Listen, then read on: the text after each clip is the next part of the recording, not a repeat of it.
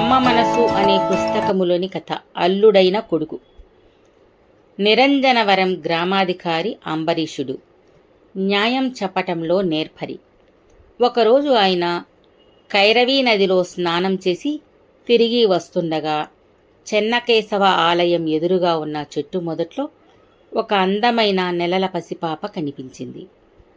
ఆ పాపకు సంబంధించిన వారి కోసం చుట్టూ చూశాడు. ఎవరైనా వస్తారేమో అని కాసేపు ఎదురుచూశాడు. చివరకు ఎవరో పాపను కావాలనే వదిలి వెళ్లారని అనుకుని పాప దగ్గరగా వెళ్ళాడు. ఆ పాప తెల్లగా బొద్దుగా ఎంతో అందముగా ఉంది. అంబరీషుని చూడగానే కేరింతలు కొడుతూ నవ్వింది. అంబరీషుడు పాపను ఇంటికి తీసుకుని వెళ్ళాడు. అంబరీషుడు చిన్న పాపను తెచ్చాడని చూడటానికి చాలామంది వచ్చారు. వారిలో సదానందం, వెంకట్రాముడు అనేవారికి సంతానము లేదు. వారిద్దరూ పాపను తమకివ్వమని పెంచుకుంటామని అడిగారు, పోటీ పడ్డారు.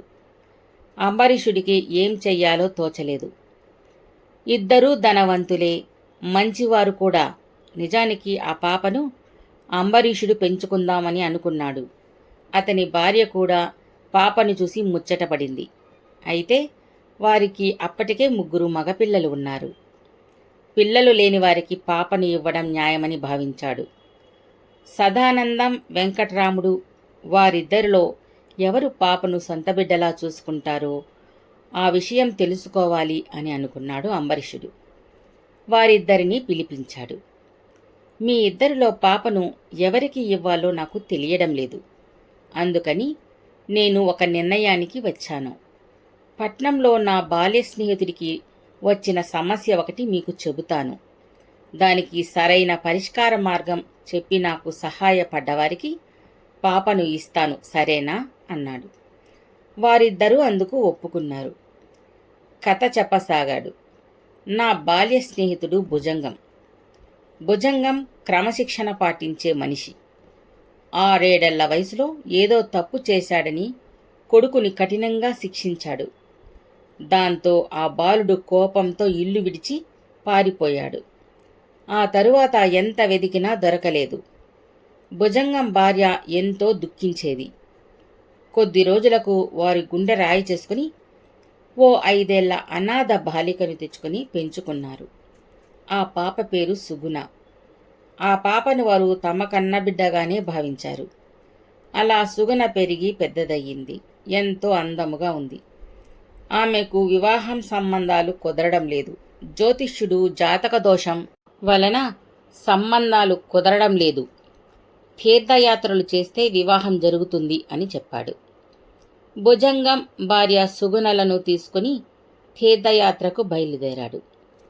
అలా వాళ్ళు రామేశ్వరములో ఉండగా ఒక అందమైన యువకుడు సుగుణను చూసి ఇష్టపడ్డాడు. భుజంగం ఆ యువకుడికి ఇంటికి వెళ్ళి ఆరా తీయగా ఆ యువకుడు చిన్నప్పుడు పారిపోయిన తమ కొడుకే అని తెలిసింది. సుగుణను పెళ్లి చేసుకోకపోతే నేను బ్రతకలేను అన్నాడు ఆ యువకుడు. సుగుణ కూడా అతన్ని ఇష్టపడింది. ఇటు కన్న కొడుకు, ఇటు పెంపుడు కూతురు అన్నా చెల్లెళ్ళు అవుతారు. ఇప్పుడెలా అన్నాడు అంబరీషుడు. అది వింటూనే సదానందం తేలిగ్గా నవ్వి, ఇందులో పెద్ద సమస్య ఏముంది? వాళ్ళిద్దరూ అన్నా చెల్లెలు ఎలా అవుతారు? కన్నబిడ్డ ఎప్పటికైనా కన్నబిడ్డే. పెంపుడు బిడ్డ కన్నా బిడ్డ కాలేదు కదా. పోగొట్టుకున్న కొడుకు దొరికాడు.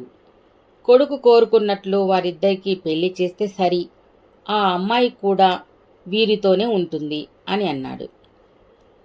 అప్పుడు వెంకట్రాముడు ఆలోచించి, తోడబుట్టిన వారు కాదు, ఒకరిని ఒకరు ఇష్టపడ్డారు.